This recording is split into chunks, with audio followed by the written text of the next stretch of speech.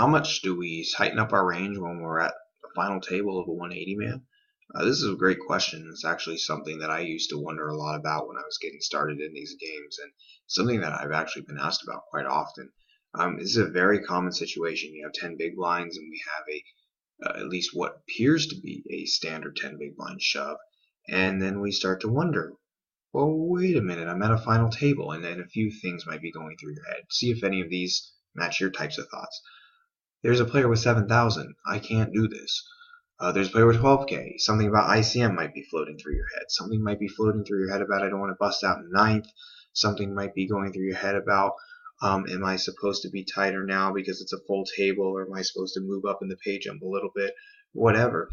The most important thing that you can do anytime you reach the beginning of a final table is you want to take a couple moments, whether it's 5, 10 seconds, maybe more, and you just want to kind of glance around the table, and just look around at the stacks and kind of get an idea of where you are in this particular game. Because no matter how many 180-man final tables or final tables of whatever game you play, no matter how many of them you reach, they're always going to be set up in different ways. For example, this game's going to have 270,000 chips in play, yet those chips are going to be dispersed in so many different ways.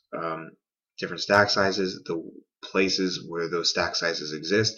For example, your blind versus a huge stack, your button situations are versus a huge stack, and the hugest stack, is that a word? The hugest? I don't know, chip leader. You're not going to have that many great button opportunities unless these guys are tight. I see no stats here. I don't know if you have them while you play. But you just want to kind of get this idea of, and then here it is, and here's the biggest thing. Is this a game where I need to hurry up? Or is this a game where I can wait a little bit? Okay? In this particular game, since we're still full table, I don't see any reason why you have to rush to get anything accomplished. I don't see any reason why.